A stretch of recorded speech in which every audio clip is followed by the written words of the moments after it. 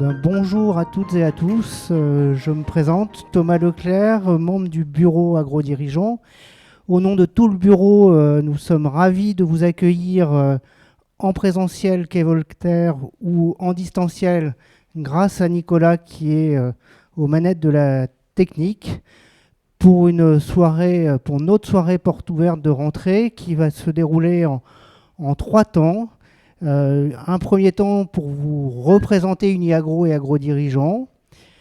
Un deuxième temps de retour d'expérience de membres du groupe qui ont mené des transitions de carrière réussies. Un troisième temps de réflexion ensemble des thèmes que l'on voudra aborder. Et donc pour ceux qui sont en distanciel, on fera un groupe Zoom qui sera animé par Jean-Marc. Et puis, bien sûr, un temps supplémentaire pour ceux qui sont à Paris, un temps convivial autour d'un buffet et de quelques bonnes bouteilles pour partager quelques moments ensemble, pour poursuivre la soirée ensemble. Voilà. Je donne la parole à Isabelle qui va nous présenter Uniagro. Oui, avec plaisir. Donc, je suis Isabelle Luguenot. Je vais vous résumer un petit peu pour ceux qui éventuellement ne le sauraient pas encore ce qu'est Uniagro. Certains sont peut-être nouveaux ce soir ou c'est pas forcément toujours clair pour tout le monde. Donc, Uniagro, c'est un réseau d'alumni agro. C'est d'abord les alumni qui adhèrent dans leurs associations et qui sont regroupés dans Uniagro. Donc Uniagro est intégré dans un écosystème à la fois académique, à la fois académique comme les écoles et lycées, à la fois public, les pouvoirs publics, et puis également les autres réseaux d'alumni. C'est une structure qui a pour vocation d'accompagner les agros sur toute leur vie professionnelle, et après, et à côté aussi bien sûr, pour développer des communautés de proximité à travers des groupes régionaux, des groupes professionnels, des groupes internationaux, et d'autres types de structures, et puis de renforcer évidemment tous les networking professionnels. La mission, évidemment, c'est de promouvoir l'emploi et surtout les vocations professionnelles dans les métiers des sciences du vivant, de consolider un rayonnement national et international et d'assurer de nombreux services que vous avez déjà pu voir. En fait, c'est plus qu'un réseau social, c'est même plus qu'une fédération, c'est un réseau solidaire et surtout beaucoup de plaisir. La diapo d'après, s'il te plaît, Nicolas.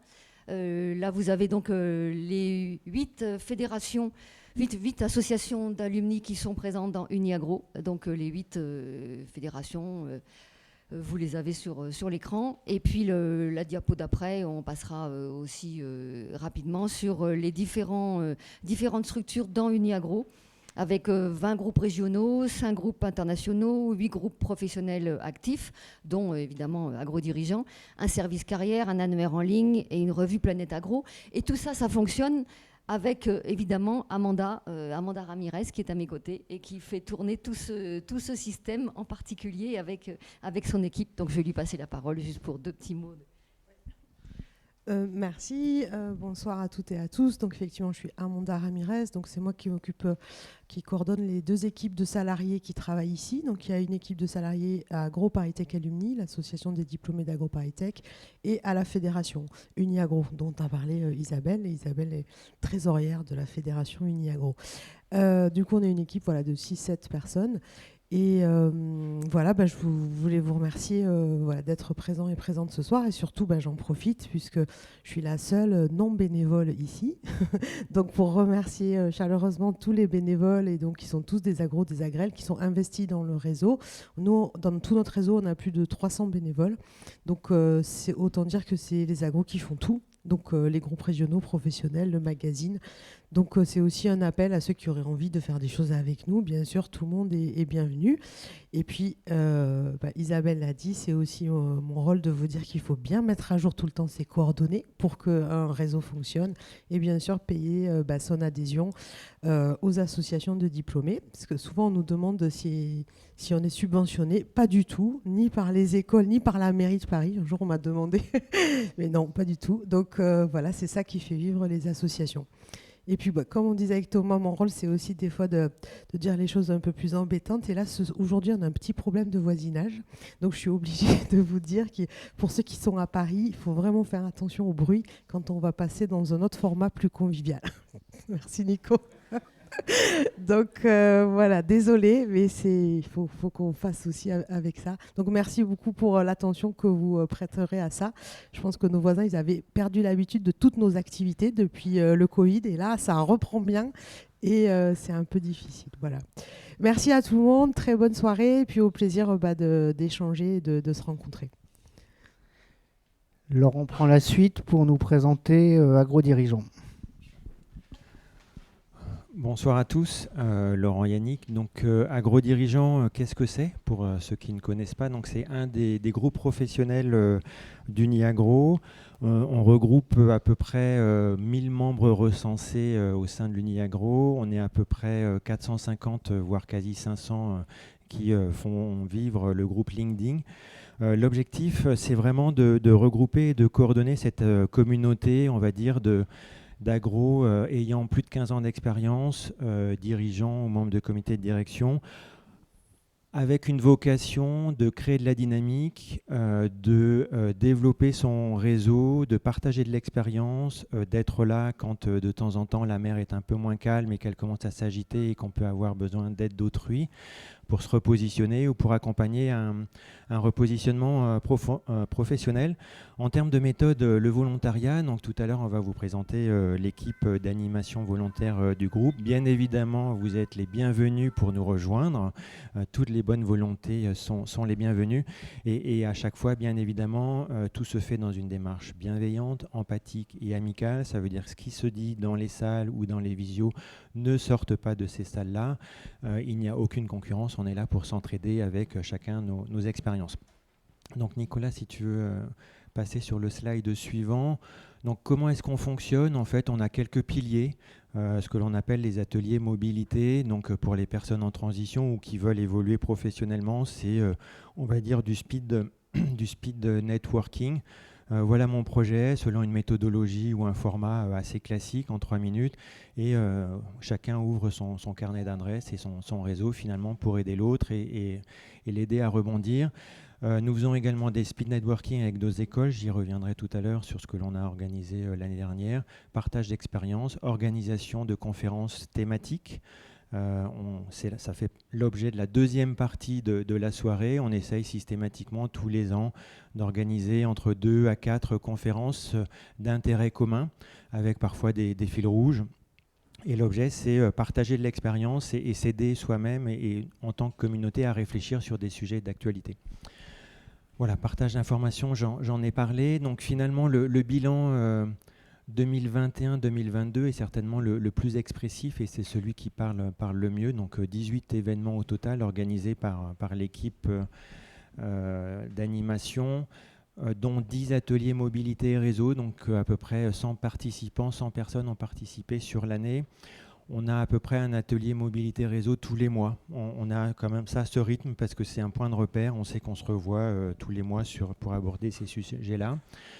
Sur des aspects mobilité et sujets professionnels, on pousse, grâce à Amanda et à d'autres réseaux alumni. On a fait 2 speed networking avec d'autres réseaux d'anciens, d'autres écoles cette année. Donc UFF les mines, UFF pour Union fait la force, donc ce sont les mines, et l'INSEAD. C'était, je crois de mémoire, c'était l'année dernière et en fin d'année, et avec Centrale Supélec au mois d'avril. Donc l'organisation, on est à peu près 20-25 personnes, et encore une fois, pitch de 3 minutes sur le projet professionnel, qu'on soit en transition ou qu'on soit en poste, avec une volonté de changer, d'évoluer. Et ensuite, partage de son réseau pour pouvoir rebondir et aller chercher les opportunités. Plus bien évidemment ces 2 speed networking et ces ateliers mobilité réseau spécifiques agro-dirigeants qui viennent s'ajouter à toute l'activité d'Uniagro Carrière sur des thématiques de coaching, de mentoring un peu plus classiques, on va dire. 2 événements thématiques en 2021-2022, donc tenant compte de l'actualité, de l'espace temps ou la bande en tout cas passante de l'équipe d'animation. Donc 2 événements seulement. que vous pouvez d'ailleurs aller revoir sur la chaîne YouTube d'AgroDirigeants et d'Uniagro. Donc vous pouvez vous faire plaisir et les repasser en 1 heure. Donc une conférence qui a réuni 45 personnes en début de cette année, mise en place par Thomas et moi-même sur la gouvernance et la direction d'une coopérative agri et agroalimentaire, puisque ce sont des modes de fonctionnement avec les élus, les salariés un peu spécifiques. Et une conférence en mai de cette année sur les nouveaux enjeux de la RSE, donc qui a fait un buzz incroyable, 135 participants en présentiel et en visio. Donc une très très bonne thématique que l'on va d'ailleurs continuer sur le mois de novembre avec les enjeux de la RSE numéro 2, on va dire, pour aborder d'autres aspects de cette thématique d'intérêt. Voilà, donc au total, nos événements ont réuni 350 participants, donc, ce qui est plutôt un beau succès, animé par une équipe de 6 ou 7 personnes, on se comptait tout à l'heure, Jean-Marc. Donc l'objet, encore une fois, c'est vraiment de nous aider à réfléchir, de nous donner un coup de main quand on en a besoin, et surtout d'être acteur, donc de définir les sujets que l'on souhaite voir abordés. Alors, je me souviens plus ce qui vient ensuite. Donc, je passe la main à Jean-Marc qui, on vous a parlé alors, c'est pas le bureau, c'est l'équipe d'animation des agrodirigeants. Jean-Marc va nous présenter. Ouais, on fait de l'autopromotion un petit peu, là, c'est la séance autopromotion. Donc, voilà, c'est des gens que vous allez voir ce soir, sauf Clément, qui malheureusement... devait venir, mais une rage de dents est passée chez le dentiste à 18h30, donc on l'excuse et on pense à lui.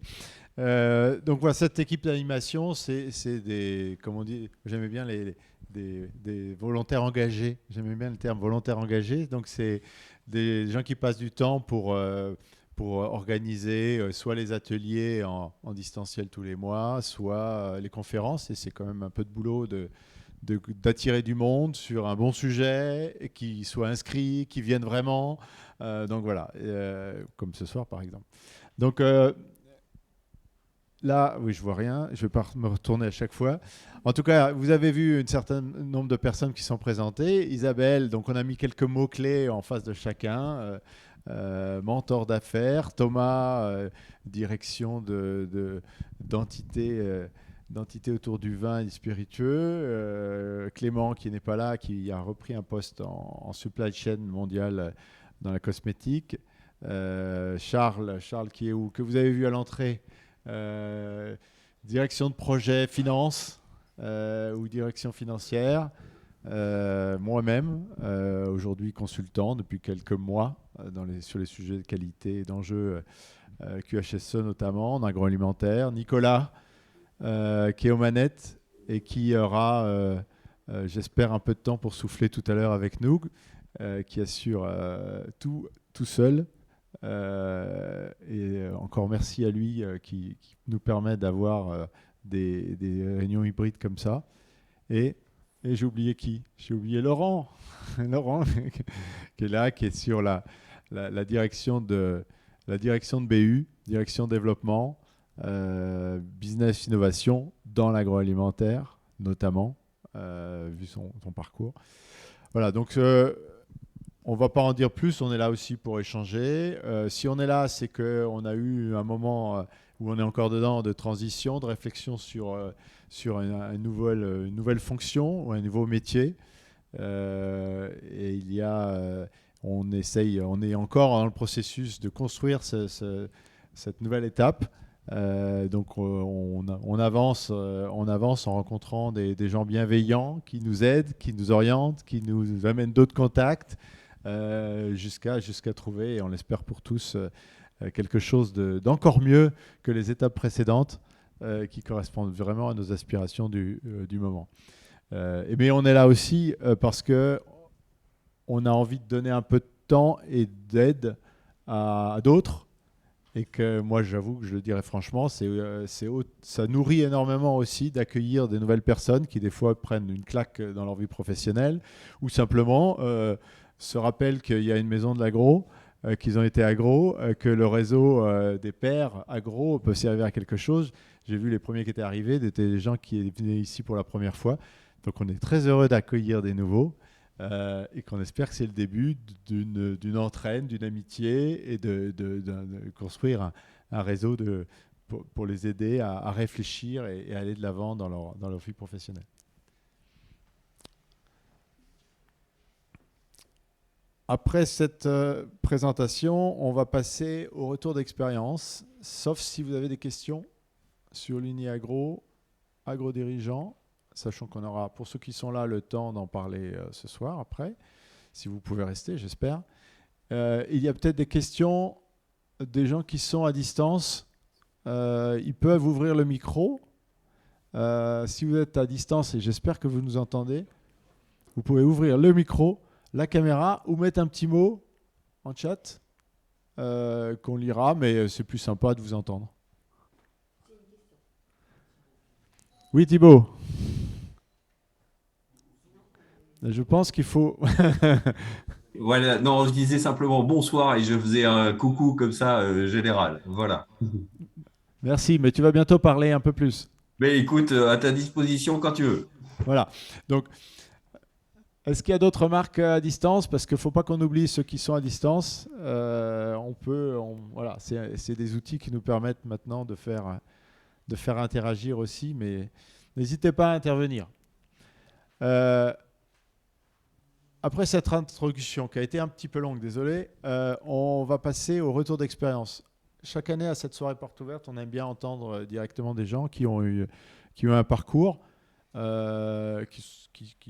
a abouti en tout cas à faire avancer leur projet. Et donc on propose aujourd'hui à Eliane qui est dans la salle. Ensuite Véronique, j'espère qu'elle nous a rejoint. Est-ce que Véronique est connectée? Non. Bon, je vais régler ça juste après, pendant qu'Eliane parle là. Elle ne trouvait pas le lien tout à l'heure. Thibaut, on l'a entendu, et Isabelle, qui nous parleront. Alors, sur un format qui est évoqué assez rapidement en 3 minutes, quelle est alors situation professionnelle aujourd'hui? Quelle était celle d'avant? Comment ils ont procédé? S'il y a quelques faits marquants dans la transition qu'ils peuvent nous partager. Alors, c'est sûr que c'est court. Donc, les faits marquants. Ou alors, on va dire comme ça, un fait marquant de leur transition qu'ils ont envie de partager, mais on pourra en discuter aussi plus tard ensemble. Et puis, en quoi le réseau agro-dirigeant a pu aider? Ou d'autres formes de réseau, d'outils. Ce serait intéressant. Donc, Eliane, je te propose de venir et je vais, pendant ce temps-là, voir. Merci Jean-Marc. Alors, à l'heure actuelle, donc je m'appelle Eliane Tozoni-Pitoni, je suis AgroParisTech PG 82. Ça fait un petit bout de temps, 40 ans du coup. J'ai un parcours dans l'industrie pharmaceutique et l'agroalimentaire. Actuellement, je suis responsable du portefeuille de développement des nouveaux médicaments du LFB. Le LFB, c'est le laboratoire de fractionnement et biotechnologie. C'est un organisme d'intérêt vital pour la France, avec un actionnariat 100% public, mais on est une société privée. Donc notre actionnaire, c'est l'APE, l'Agence des participations de l'État. Et pourquoi c'est si important? Parce qu'en fait, on extrait des protéines d'intérêt pour des maladies rares et de toute façon toujours invalidantes. Et on les extrait du plasma sanguin, qui nous est fourni principalement par l'EFS, l'Établissement français du sang. Mais aussi, on a d'autres sources d'approvisionnement au niveau mondial. Alors moi, j'ai eu plusieurs transitions dans ma vie professionnelle. Je suis passée de la pharma à l'agroalimentaire avec le groupe Danone. Je suis retournée dans la pharma dans une biotech. Après, dans une entreprise qui s'appelle Ipsen. Après, j'ai monté ma propre société de conseil pendant 6 ans. Et puis, j'étais prête à continuer jusqu'à la retraite qui s'approche. Quand j'ai été chassée, donc à un âge relativement avancé pour la France, j'ai été chassée par le LFB. Voilà. Donc c'est vrai que les ETI sont souvent beaucoup plus ouvertes aux seniors que les grands groupes. Ça, c'est une remarque. Alors, le réseau agro-dirigeant. À chaque transition professionnelle et même entre, j'ai toujours fait appel au réseau. C'était vraiment un réflexe. À un moment aussi, quand j'ai monté ma boîte, je me suis servi du réseau agro-dirigeant. Ça, c'est peut-être mon fait saillant comme, je mets quel mail? comme en fait test. pour tester mon offre de service. Donc ça a été vraiment très précieux. J'ai fait plusieurs conférences sur des sujets qui allaient faire partie de mon offre de service. Donc ça a été un grand merci à tous ceux qui étaient là à l'époque. Et puis, c'est un réseau vraiment dans lequel je me sens très bien. J'ai contribué aussi, bon, il n'y a plus de président maintenant, mais de mon temps, il y avait un président. Donc j'ai pris... Ah si, il y a un président quand même ? Non, il n'y en a plus, c'est un groupe. Donc j'ai pris la présidence pendant quelques années avant de laisser le flambeau à Jean-Claude Bartnicki. Voilà. Donc en fait, je me suis vraiment bien impliquée. Et qu'est-ce que j'aime dans ce réseau ? Déjà, on se comprend très vite parce qu'on a la même formation. Et en même temps, il y a beaucoup de diversité parce qu'on a des parcours très différents les uns des autres. Donc, c'est vraiment les regards croisés, le fait de pouvoir tout raconter en confiance, la bienveillance et de la compétence aussi. Voilà, donc c'est c'est mon témoignage aujourd'hui. Donc voilà, donc Véronique Fontaine, moi je suis de la promo 84. Aujourd'hui, je suis directrice générale d'une coopérative qui s'appelle Vivesia, donc qui doit être la deuxième coopérative céréalière. Et ça depuis, donc j'ai été nommée par le conseil d'administration le 30 août, donc c'est relativement récent. Et auparavant, j'étais directrice générale d'une des branches d'Agro Mousquetaire. Donc, Agro Mousquetaire, c'est la partie industrielle d'Intermarché. Et je m'occupais de tout ce qui était, en fait, produits laitiers, y compris glace, boissons non alcoolisées, vin et champagne. Voilà, donc, je suis effectivement sortie d'Intermarché fin juillet, mais j'étais en dispense d'activité depuis le 24 mars de mémoire.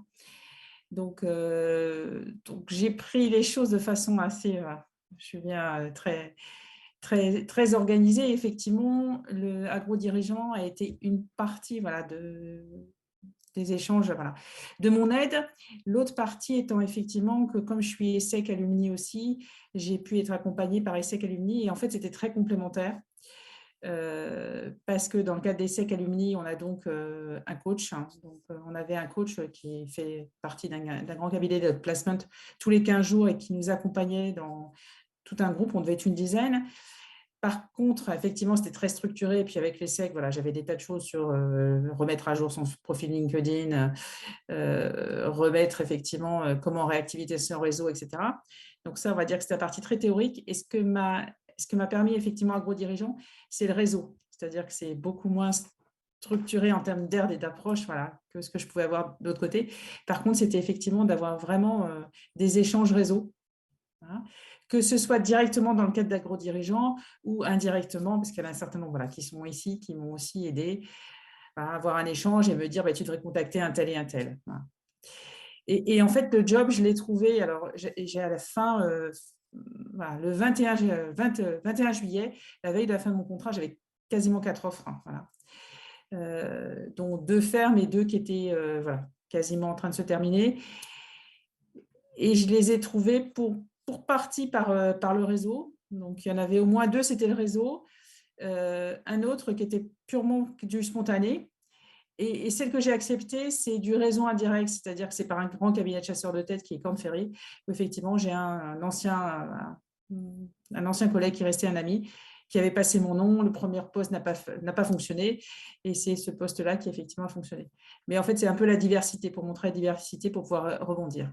Je suis Thibault Le Saff, je suis NCA Massy 95.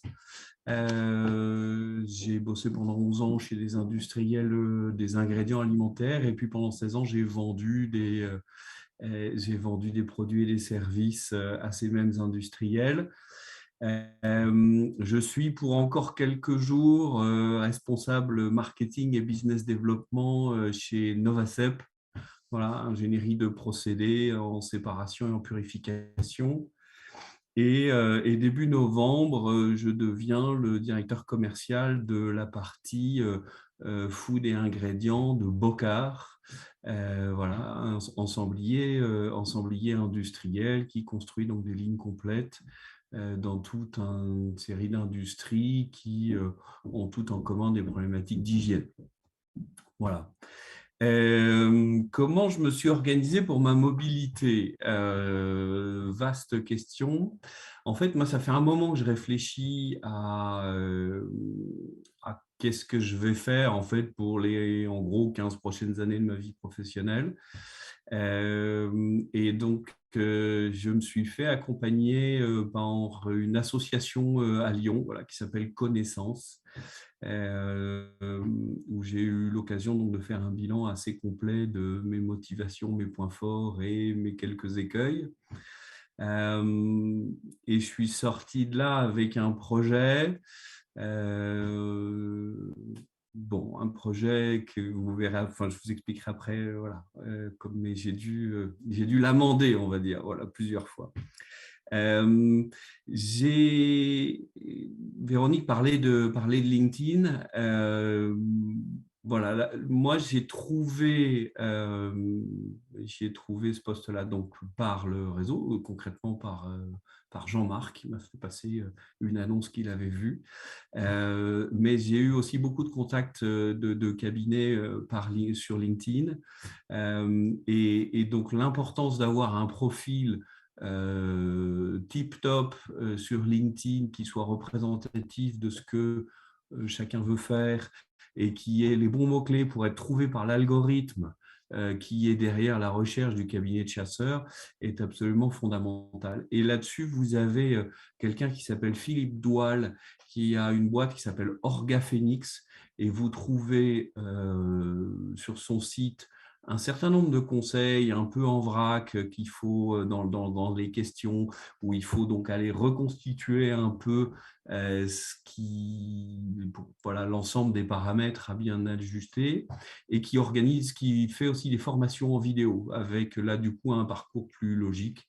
Mais voilà, en tout cas, moi, mon expérience avec tous ces conseils-là, je n'ai pas fait la formation, mais j'ai picoré dans les conseils depuis un moment et c'est extrêmement efficace. Et puis, donc, j'ai eu la chance de bénéficier de l'accompagnement du groupe Agro-Dirigeants. Et notamment parce qu'effectivement, mon premier projet n'était pas tout à fait le bon, en tout cas la première formulation n'était pas tout à fait la bonne, et qu'il a fallu la faire évoluer,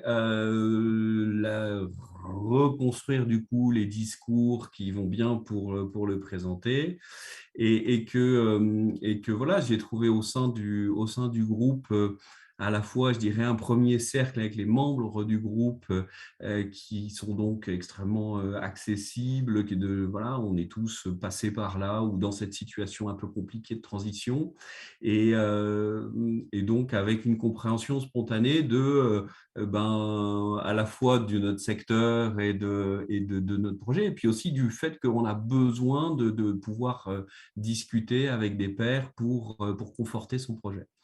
Donc une grande bienveillance, une grande facilité d'accès, et puis dans nos réunions mensuelles, j'ai trouvé aussi à la fois la bienveillance et le côté incisif, je dirais, suffisant pour challenger, pour être challengé finalement, à la fois dans le contenu du projet et dans la construction du discours.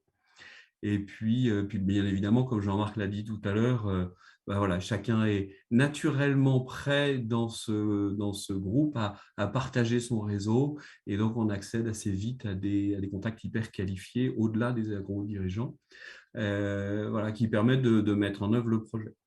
Donc voilà, donc moi je suis en quelques mots hyper reconnaissant à l'ensemble des participants voilà, du groupe, et aux animateurs qui font vraiment un travail extraordinaire.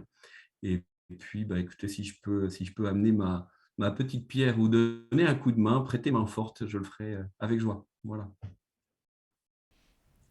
Merci beaucoup. Merci beaucoup. Je pense que les animateurs reçoivent ça. Isabelle ? Oui, donc rebonjour. Moi, ma transition est récente, mais moins quand même que celle de Véronique. Donc moi, ma carrière a été très linéaire jusqu'en janvier 2021, puisque j'ai passé 34 ans chez Unigrain, une société financière qui finance l'agroalimentaire et qui a été créée par des céréaliers. Et puis, j'ai passé 28 ans dans ces 34 ans sur la partie investissement et 6 ans contrôle interne, conformité, gestion des risques.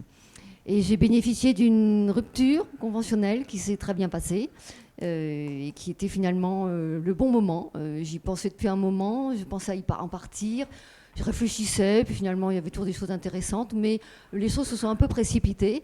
Et c'était vraiment une très grande chance pour moi. Donc j'ai bénéficié en même temps dans cette rupture d'un accompagnement par le cabinet Oasis, donc pendant presque 10 mois, des échanges très réguliers, des ateliers avec des équipes vraiment intéressantes. Donc là aussi pour commencer à constituer un réseau. En partant de toute façon d'Unigrin, je savais déjà, et ça s'est confirmé rapidement, que je ne voulais pas redevenir de toute façon salarié. Donc rapidement, ça s'est orienté sur la création d'entreprises. En parallèle, je suis business angel depuis maintenant 6 ans. Et dans ce cadre-là, j'avais rencontré quelqu'un qui avait fait une formation de mentor d'affaires, de business mentor, et qui m'a dit, puisque tu aimes discuter avec des dirigeants d'entreprise, accompagner leurs projets, tu pourrais être mentor d'affaires. Donc en fait, pendant que j'étais accompagnée dans le cabinet Oasis, et en même temps, j'ai fait cette formation de mentor d'affaires. Donc ça, c'était entre mars, avril, mai 2021. J'ai créé ma SASU du coup en juin 2021. Et il y avait 6 mois après encore de première mission de mentor d'affaires pour être vraiment pleinement mentor d'affaires début 2022, ce que je suis maintenant. Donc mon projet professionnel aujourd'hui, c'est vraiment mentor d'affaires. Mais en parallèle, le cabinet Oasis avait démontré aussi par pas mal d'ateliers qui sont notamment sur tout ce qui est soft skills que le coaching m'intéressait. Il faut savoir que le mentor, c'est pas toujours clair. C'est d'ailleurs un des atouts d'AgroDirigeants, c'est de m'avoir permis aussi de tester les notions de mentor, de consultant, de coach.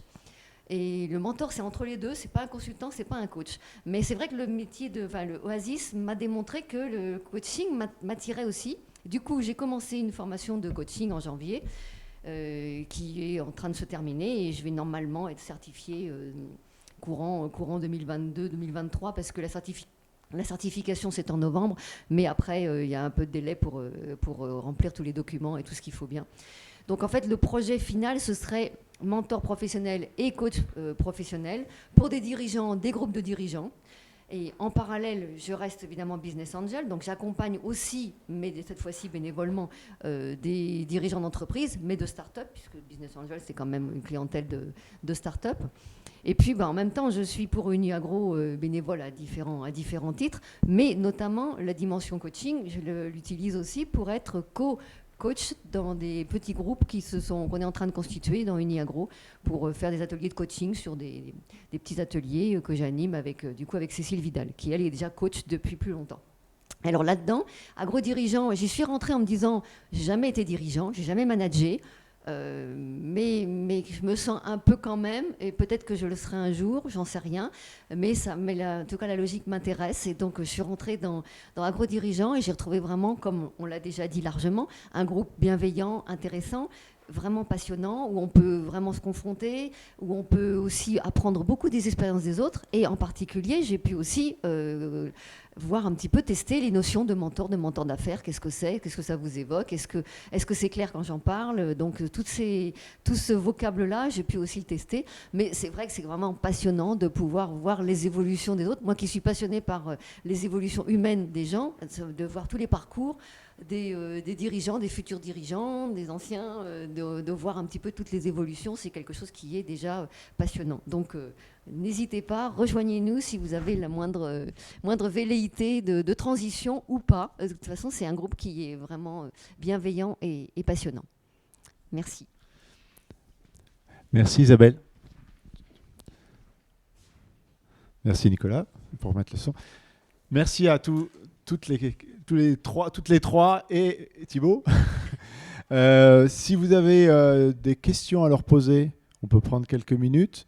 Vous avez vu des situations assez diverses quand même, entre ceux qui cherchent un rebond en étant en poste, ceux qui changent complètement de métier et de posture professionnelle. Est-ce qu'il y a des questions dans la salle ou sur Zoom ? Oui. Alors on va proposer un micro, sinon c'est ceux qui sont à distance qui ne vont pas t'entendre. Merci. Bonsoir à tous, Alexandre, NCA 99. Oui, j'ai une question pour tout le monde, c'était très intéressant, mais je voulais savoir quel a été votre plus grand doute pendant cette période de transition et qu'est-ce qui vous a permis, quel outil ou quel contact ou quelle étape vous a permis de lever ce doute? Parce que, forcément, c'est une période de transition, donc il y a forcément des doutes en face. Voilà. Quel a été votre plus grand doute à ce moment-là? Merci. Est-ce qu'il y en a qui veulent répondre? Ah, je vais répondre, Jean-Marc, si on Vas-y, m'entend. vas-y. On t'entend. En fait, moi, mon plus grand doute, parce que voilà, je suis de la promo 84, et donc c'était l'âge. Voilà. J'avais déjà eu à changer plusieurs fois dans ma vie de poste, mais je me posais la question sur l'âge, voilà, de me retrouver un peu voilà, senior et voilà, de tout ce qu'on voit dans la presse. Et en fait, je pense que ce qui m'a aidé, c'est que dès le démarrage, dès que ça m'est arrivé, j'ai dit, bon, voilà, je vais tourner la page. La grande distribution, ce n'était pas fait pour moi. Et d'avoir une démarche assez structurée et de me dire, de m'obliger, voilà, mon mari riait parce que j'étais comme au boulot à 8 heures du matin, voilà, je reprenais et j'allais voir plein de monde. Et, voilà, et de faire beaucoup de sport, en fait. Parce que je suis très sportive et en fait, je pense que j'ai jamais fait autant de sport dans ma vie pendant ces 3 mois. Et puis, dès que j'ai commencé à avoir des entretiens, c'est vrai que ça m'a redonné confiance puisque personne me posait la question de mon âge, en fait. Voilà. Merci Véronique. Eliane, tu voulais intervenir? Oui, le doute pour moi, ça a été de me lancer dans l'aventure de l'entrepreneuriat. Hein, quand on a été salarié pendant une trentaine d'années, c'est pas évident de se dire c'est moi-même qui vais faire tous les jours mon salaire. Ceci étant, j'y avais déjà pensé dans une transition précédente quand j'avais quitté le groupe Danone. J'avais décidé de rejoindre une entreprise parce que mes enfants étaient encore jeunes et je ne me sentais pas de prendre ce risque à ce moment-là. Et puis, quelques années plus tard, c'était le bon moment. Donc, je me suis lancée. J'étais vraiment ravie de l'aventure. Mais ça a été quand même un doute de se dire est-ce que je vais trouver des clients, en fait. C'est aussi bête que ça. Ça me dit quelque chose.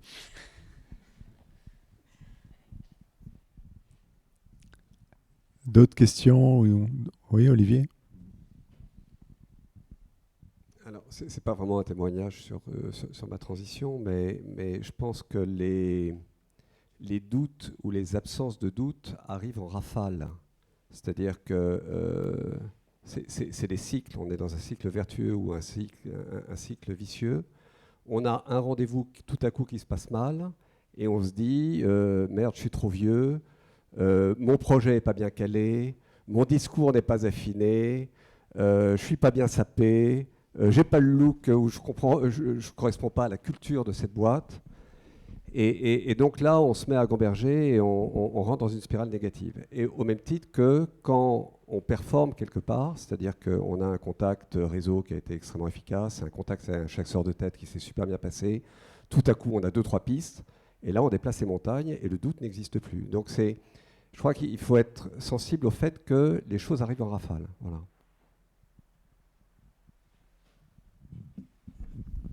Oui, merci Olivier. Une autre question ou... Oui.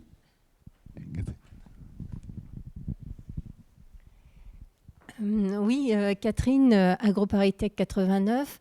En fait, c'était par rapport à vos témoignages, très intéressant. Hein, vous avez beaucoup parlé des accompagnements complémentaires que vous aviez pu avoir.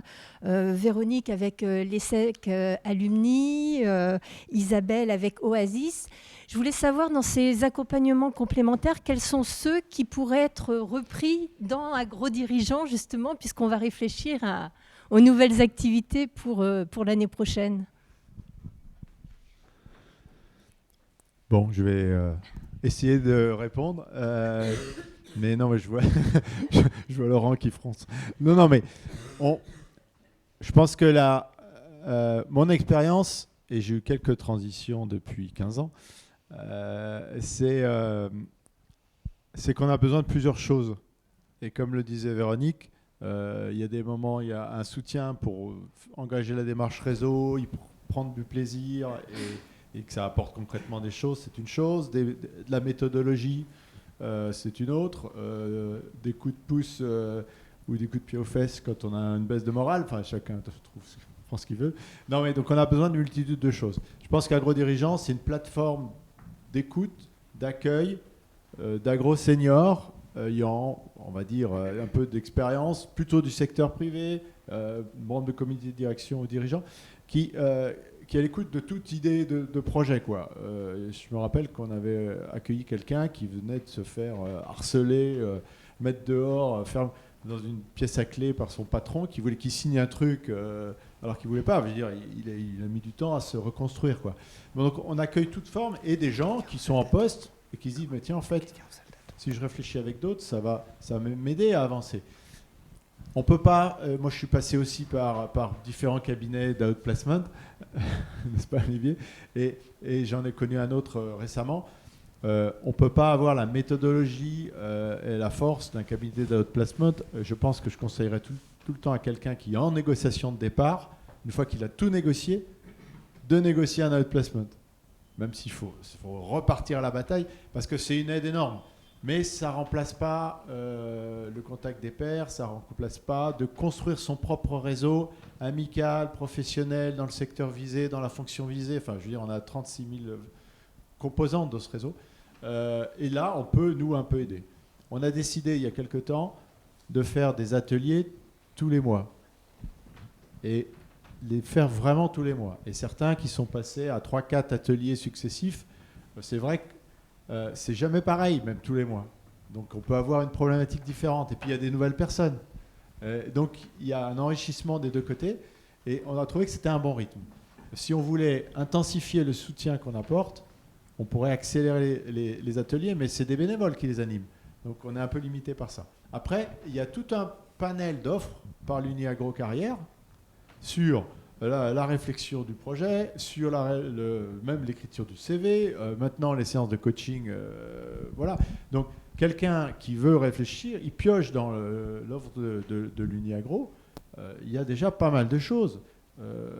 Pourquoi est-ce que on a le droit, c'est pas interdit aux plus de 45 ans, quoi, que je sache. Donc, et c'est des fois vachement intéressant de voir comment, je dis une idée qui me vient, comment un petit jeune gère sa communication sur les réseaux sociaux. Professionnel par rapport à ce on apprend péniblement à faire sur LinkedIn, quoi. Isabelle?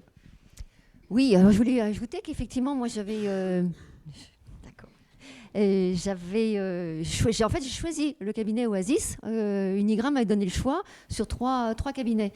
Et les 3 cabinets étaient complètement différents. Et j'ai choisi Oasis parce qu'il y avait à la fois la combinaison d'un coach, que je pouvais rencontrer à peu près toutes les 15 jours, 3 semaines, et puis des ateliers. Et dans ces ateliers, c'est vraiment ce qu'on retrouve un peu chez AgroDirigeants, c'est-à-dire on retrouve une dimension de groupe, de réflexion entre nous, et de faire des groupes amicaux. Et aujourd'hui, Laurent d'ailleurs en connaît certains, parce qu'il y a des croisements, mais aujourd'hui, je suis dans un groupe aussi qui est largement autant amical que professionnel, qui est de gens que j'ai rencontrés par ce canal-là. Et on s'entraide également avec un peu la même logique qu'AgroDirigeants, c'est-à-dire que dès qu'on a un contact, on va aussi le repasser. Mais c'est complémentaire.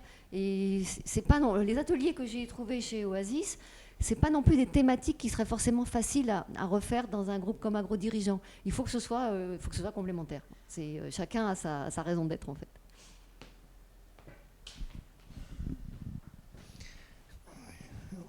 En complément, je crois aussi qu'on partage dans le groupe AgroDirigeants nos expériences d'autres groupes qui sont des groupes bénévoles.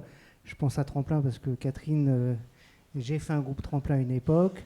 Laurent peut témoigner aussi d'autres groupes, Charles aussi. Donc il y a aussi une multitude d'autres groupes qui existent sur lesquels ceux qui partagent les ateliers mobilité, on échange aussi nos expériences d'accompagnement qui peuvent compléter un autre placement et qui complètent ce que l'on fait au sein d'Uniagro et du groupe AgroDirigeants. Et chacun son métier finalement. Enfin, un outplaceur est expert en outplacement, en coaching, en accompagnement. Nous, on est bénévoles, on fait le lien, on fait des liens et finalement, c'est à chacun de se faire un peu sa feuille de route avec ses piliers et pour conforter les points où il se sent un peu faible sur le moment ou un peu faible durablement. Et c'est plutôt le rôle d'agro-dirigeant. Et après, chacun son métier. Je veux dire, le métier d'Olivier est extrêmement spécifique, extrêmement expert dans l'accompagnement de chaque individu. Donc, agro-dirigeant ne peut pas, même Uniagro, ne peut pas se développer cette expertise-là.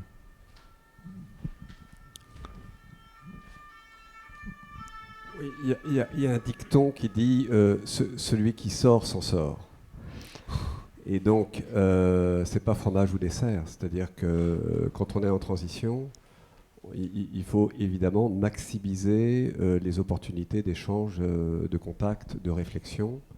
Donc, si vous avez un cabinet de conseil en outplacement, c'est très bien, mais d'être là chez Agro-Dirigeant ou chez ESSEC Alumni, c'est évidemment complémentaire. Derrière, on peut faire partie d'un groupe professionnel. Ici, il y a des groupes professionnels aussi par type. Il y a des groupes régionaux. Donc même au sein d'Uniagro, il y a différents groupes qui sont complémentaires. On peut faire partie d'un club de business angel. On peut, voilà. Le gros intérêt de la transition, c'est qu'on a du temps. Enfin, c'est un des intérêts. On a du temps et donc c'est un moment où tout à coup vous êtes pilote de votre vie et donc c'est à vous de structurer le temps comme vous semble. Et d'ailleurs, ce n'est pas que des échanges. Il y a de la lecture, voilà, c'est des opportunités de faire des choses qu'on n'a pas le temps de faire quand on est pris par le tempo de l'entreprise, quoi. Merci Olivier. Si vous êtes d'accord, le débat n'est pas clos évidemment sur ce que peut apporter Agro-Dirigeant, parce que justement on va appeler Charles, on va passer à cette partie sur qu'est-ce qu'on fait en tant qu'agro-dirigeant. Vous êtes là, donc maintenant on va vous faire travailler un petit peu. Qu'est-ce qu'on peut faire quand on est au sein d'un réseau agro qui est assez à l'écoute, bienveillant, prêt à aider d'autres et qu'on veut progresser. Donc on a parlé, vous l'avez entendu, des ateliers mobilité réseau qui sont dans le calendrier Uniagro tous les mois. On invite tous ceux qui voudraient venir s'inscrire. Ça se fait à distance, donc pour vraiment, après le Covid, pouvoir associer toutes les personnes qui ne sont pas parisiens. Donc on va maintenir ces ateliers à distance. Mais au-delà de ça, on a voulu ouvrir les choses, donc en 2 parties. Charles va nous proposer 2 thématiques sur lesquelles nous, en tant qu'animateurs, on pense que c'est quelque chose qu'on propose d'office pour la suite. Et après, on va vous faire travailler pendant une demi-heure en 3 groupes pour essayer de cogiter sur des thématiques de conférence. Mais je passe la main à Charles avec un micro, c'est bon. Oui, vous m'entendez ? Oui. Donc, on va vous proposer de faire ce que, en tant qu'agro, normalement, vous savez très bien faire, à savoir travailler en commun, en équipe et dégager des priorités, avoir des idées déjà, en général les agros en ont, et dégager des priorités, sachant on vous aide un peu, l'équipe a déjà identifié deux sujets qu'on compte traiter sous forme de conférences au cours de l'hiver. Il y a d'abord un marronnier de la recherche d'emploi pour un cadre expérimenté. C'est le management de transition, puisque on en entend parler, on ne sait pas forcément ce que c'est, on ne sait pas forcément comment s'y prendre pour en faire et quelle offre finalement il faut formuler. Donc ça c'est un premier point. Et puis un point qui est venu par Nicolas. On a découvert que ça pouvait être... on pouvait réfléchir à comment partir en retraite.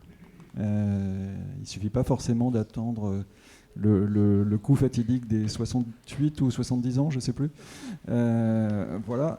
Et donc il y a des choses peut-être dans certaines situations à réfléchir, à anticiper, à planifier. Et maintenant, ce qu'on vous propose, on va faire 3 groupes, donc 2 dans la salle, de part et d'autre de l'allée, et puis un en ligne qui sera animé par Jean-Marc.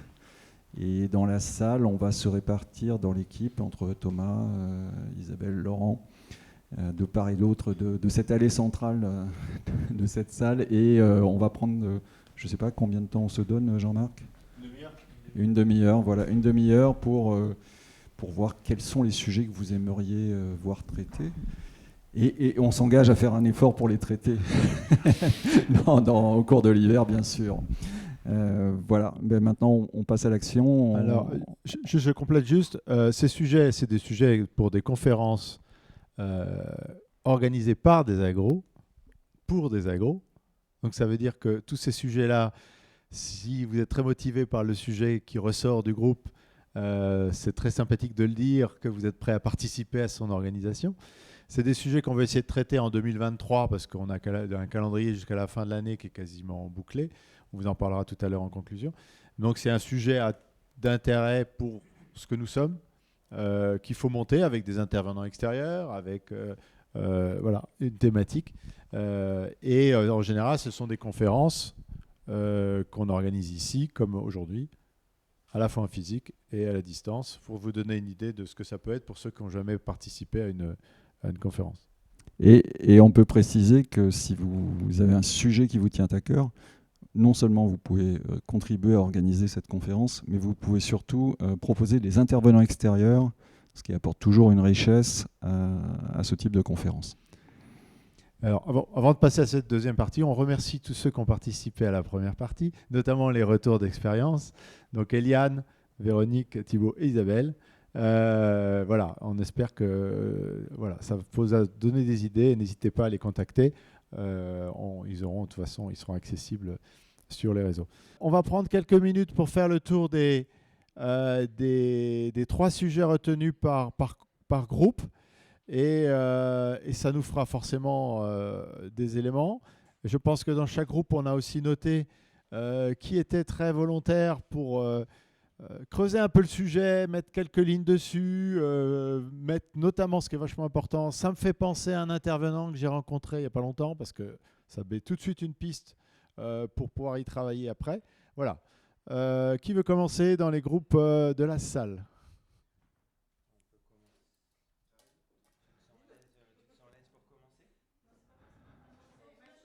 Alors, il faudrait venir ici. On s'est répartis.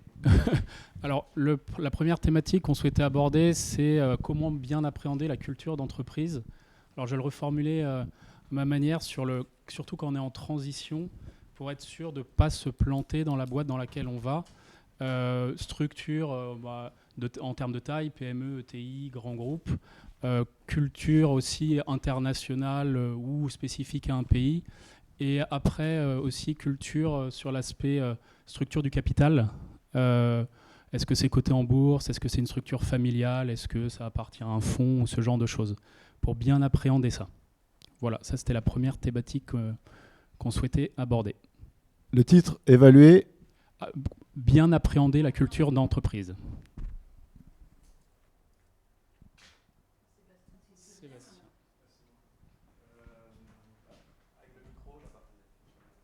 Donc le sujet sur consultant, donc avec l'âge avançant, on a plus indépendant, oui. On n'a plus forcément envie de travailler dans des groupes. Et donc la réflexion, c'est comment aborder l'approche de l'indépendance en étant indépendant. Donc quels sont les choix de statut, comment on s'y prend, quels sont les risques, quelles sont les erreurs à ne pas commettre. Et donc comment faire pour devenir indépendant. Quand je parle indépendant, c'est tout seul dans un premier temps. Voilà. Merci. Donc ça, c'était les 2 sujets qui ressortaient. Il y en a 3. Alors troisième. Non, on a gagné. Alexandre. Donc le troisième sujet qui a été partagé par l'équipe, c'est la gestion des crises. Donc vous l'avez tous vécu, hein, ces 2 dernières années, les crises se sont enchaînées. Elles sont multiples, crise alimentaire, crise énergétique, crise des ressources humaines, recrutement, etc., etc. Et en fait, on est en train de se dire que tout doucement, la gestion de crise, ça va devenir le quotidien. Donc, qu'est-ce qu'on fait pour appréhender les crises, pour les gérer? Est-ce qu'il y a des méthodes, des bonnes pratiques avant, pendant, après?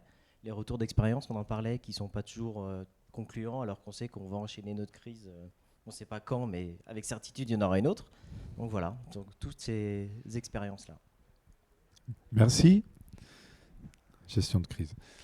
L'autre groupe, Charles. D'accord. Nous, on a été beaucoup plus centralisateur. Donc on a une seule personne qui parle. Désolé. Donc on a retenu sur l'ensemble des idées qui ont émergé dans le groupe. On a retenu en premier la formation du dirigeant ou du mandataire social, Non, formation du dirigeant et face au changement climatique. On a 3 animateurs qui se proposent, Véronique, Catherine et Bruno. Donc l'idée étant de ne pas rester des vieux cons dans notre coin, mais de se mettre à la page et donc d'aborder dans une conférence avec des intervenants adéquats ce sujet, le dirigeant et le changement climatique, thématique qui s'impose un peu à tout le monde. En 2, on a mis la responsabilité du dirigeant, donc là avec Jean-Claude et Thomas. Donc là, c'est plutôt pratico-pratique pour des gens qui sont chez AgroDirigeants. On ne sait pas forcément ce à quoi on s'engage quand on prend son premier poste de mandataire social ou quand on devient dirigeant dans une société. Et il faut peut-être mieux en avoir une petite idée, ou parfois on l'est et on ne se rend pas compte de l'étendue de ses responsabilités. Et en 3, donc après formation du dirigeant au changement climatique, responsabilité du dirigeant, en 3, on a un sujet qui est plus un peu développement personnel, c'est comment comment assurer son business développement, qu'on soit en recherche ou en poste. Et donc dans le prolongement de ceci, nous avons comment rester actif d'un point de vue réseau lorsqu'on est en poste, comme certaines formations de type ENARC ont tendance à le faire. On ne sait pas le faire en tant qu'ingénieur souvent. Et souvent, comme l'a dit Olivier, ou je ne sais plus, quelqu'un du groupe, on est le nez dans le guidon dès qu'on recommence à travailler. Et on oublie toute la partie, il faut que je garde mon réseau actif, parce que l'avenir est incertain et qu'en plus, ça fait du bien de maintenir un réseau actif. Voilà. Merci. Je crois que c'est à moi maintenant. Mais je vais faire intervenir 2 personnes à distance. Soyez prêtes. Donc, dans notre cogitation, il y a un sujet qui est ressorti, qui était LinkedIn, en disant c'est pas nouveau, mais ça change tout le temps. Et donc, sur la moitié des gens votaient pour dire LinkedIn. Voilà, il y a encore c'est comme une chose qu'il faut. Piqûre de rappel, et il y a en plus, c'est vrai qu'il y a des évolutions du système qui sont compliquées. C'est un outil de recrutement sur lequel on peut refaire indéfiniment des formations. Alors on peut aller voir Philippe Doal, on avait fait intervenir Philippe Doal sur LinkedIn il y a 4 ans maintenant. On peut lire plein de choses écrites sur LinkedIn, mais c'est vrai que c'est intéressant de partager des expériences. Je crois que Véronique, tu avais proposé un sujet. Le monde agricole est en train de changer de façon importante, de passer de ferme à vraiment des entrepreneurs. Donc, c'est les impacts sur tout l'écosystème, donc que ce soit effectivement le machinisme agricole, mais aussi l'agroalimentaire, parce que je pense qu'effectivement, ça aura des impacts. Mais aussi, c'est aussi des pistes pour nous en tant qu'agro, parce qu'en plus, on en discutait avec Stéphane, il a pu faire des recrutements, des chefs de culture, etc. Il y a aussi des postes qui s'ouvrent, parce qu'il y a vraiment des petites entreprises, des PME qui sont maintenant dans ce monde-là. Donc c'est toute cette évolution et ces impacts. Ok, merci. Et on avait une autre, je crois que c'est Arnaud qui avait proposé ça, un autre sujet qui est ressorti en 2e ex-aequo. Sur la digitalisation, effectivement, avec 2 angles d'attaque, la partie plus food tech et start-up, et l'autre volet qui est plus le digital dans nos différents métiers dans les entreprises. Digitalisation des métiers. Voilà ce que nous, on avait retenu de notre côté. Donc, je vais appeler ceux qui avaient animé les groupes, et puis Laurent. On va essayer de conclure. On va essayer de conclure. Vous ne voulez pas faire un vote ? Alors, justement, la première chose qu'on va essayer de conclure, c'est par rapport aux 9 sujets, quels sont ceux qu'on garde? Alors, il y en a un qui est je travaillais en indépendant. Je trouve que nous, on l'avait mis aussi dans notre liste. Il n'est pas ressorti en franc, mais c'est vrai qu'il y en a un. Ça, c'est quelque chose qui existe. Je pense, pourquoi je te parle de celui-là, c'est que moi, je fais partie aussi, comme Bettina, d'un autre réseau qui s'appelle AgroConsultant. Et on échange beaucoup, finalement, sur nos pratiques de travail en indépendant. Mais on peut être mentor. Il y a différentes formes de travail en indépendant. Il y en a qui sont multicartes, enseignants, donc c'est vrai que ça peut être un sujet sur lequel, en association d'ailleurs, peut-être avec AgroConsultant, on creuse le sujet, évidemment, il faut savoir qu'est-ce qu'on pose comme question derrière, quoi. Alors, entre le statut, entre comment on en vit. Donc ça me semble un des points. Et les premiers de chaque groupe. Donc si j'ai bien noté, appréhender la culture d'entreprise, en tout cas quand on veut rentrer dans une... Qu'est-ce qu'on arrive à savoir sur une entreprise et appréhender notamment sa culture quand on veut rentrer dans une entreprise, qu'on va rentrer dans une entreprise, avant et après, j'imagine. Donc ça, c'était le premier du premier groupe. Oui. Et le deuxième groupe, c'était la formation des dirigeants aux enjeux climatiques. Voilà. Et votre groupe? Et toi? Et nous c'était ce que proposait... non, c'était LinkedIn. Nous, c'était assez pratico-pratique sur LinkedIn. Donc voir si on retient ça ou si on retient le numéro 2. Bon, en tout cas, je trouve qu'il y a vraiment de la matière, quoi. Oui, après, je pense qu'il y a sans doute aussi un exercice à faire avec l'Uniagro Carrière et les ateliers qui existent déjà ou qui sont déjà tenus et gérés par Uniagro Carrière, juste pour être certain de ne pas être redondant, voire aller compléter sur une partie peut-être plus senior ou dirigeante, ou non, moins geek que les plus geeks, pour couvrir notre population. Mais ne pas venir en concurrence avec AgroCarrière, parce que tant qu'à faire, autant optimiser notre bande passante. Et de toute façon, tous ces événements-là seront partagés, enfin toutes ces idées seront partagées avec Amanda, qui a une vision globale de ce qui se fait au niveau d'Uniagro, et donc du coup, elle nous permettra aussi de fine-tuner notre approche.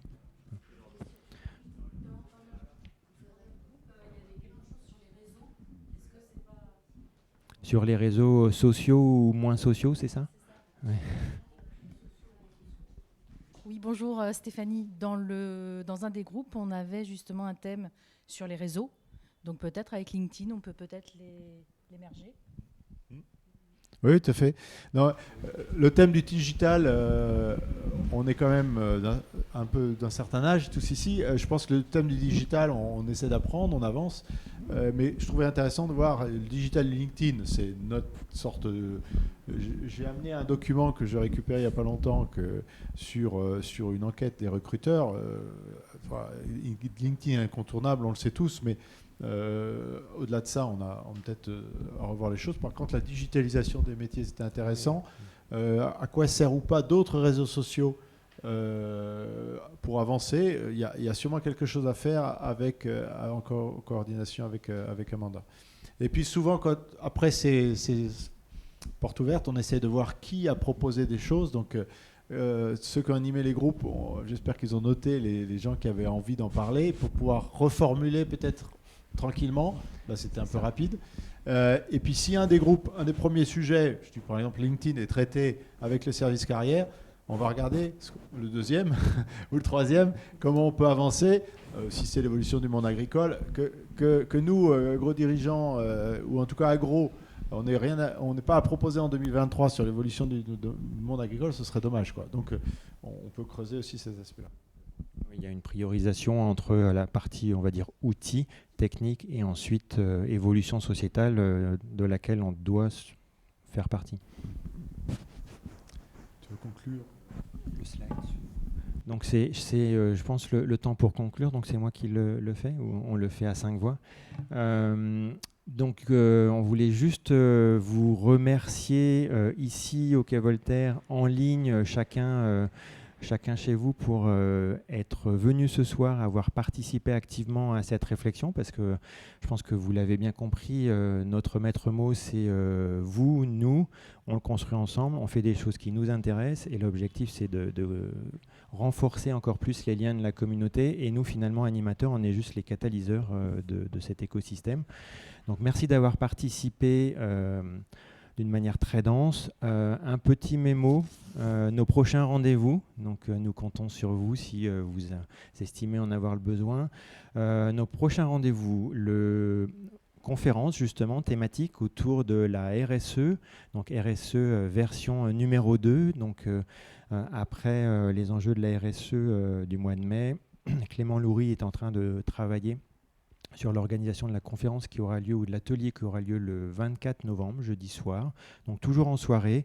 Le principe, c'est en général 18h30, 19h, mais dans ces eaux-là. Avec les ateliers mobilité qui continuent. Donc si vous avez une réflexion en cours sur votre projet professionnel, si vous êtes déjà en transition, si ça va arriver, ou vous voulez juste commencer à réfléchir à votre prochaine étape, les ateliers mobilité, jeudi 20 octobre, jeudi 17 novembre et mardi 20 décembre.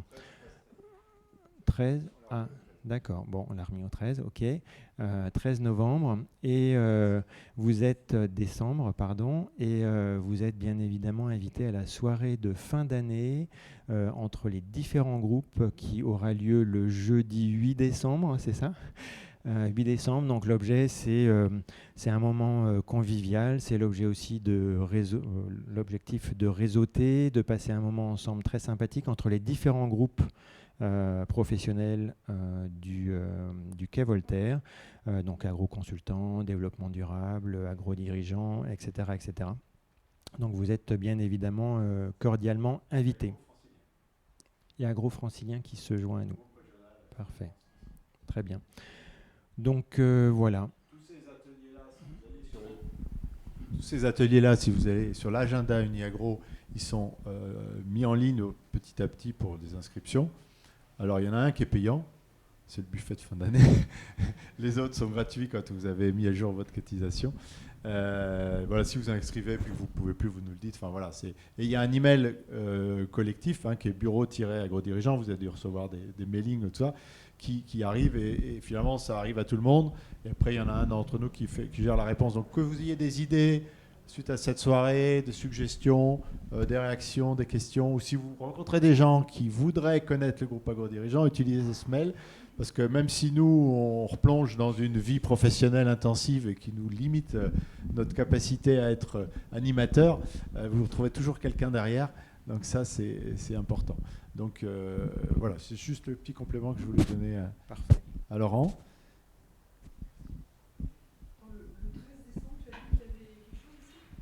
Oui, un atelier. C'est un atelier mobilité. Alors, tous les ateliers sont en distance, sont sur Zoom. Voilà, et par contre, les réunions physiques, à la fois physiques, les réunions à la fois physiques et à distance, c'est la conférence RSE du 24 novembre. Et le buffet de fin d'année, on a eu du mal à le faire par Zoom. Donc il aura lieu en présentiel. 100% physique. Voilà. Et on espère voir aussi ce soir-là tous ceux qui n'ont pas pu assister pour différentes raisons, qui étaient inscrits, qui n'ont pas pu venir. Mais en tout cas, merci à ceux qui ont assisté, qui ont participé à distance. Alors, on se retourne vers un écran, mais on ne sait pas vers où. Voilà. Écoutez, merci à tous. Et à très bientôt pour revoir physiquement à un moment ou à un autre. Et remerciement spécial à notre vidéaste professionnel Nicolas, qui une fois de plus a réussi à faire une retransmission sans faute que vous pourrez retrouver sur notre chaîne YouTube. Bonne soirée.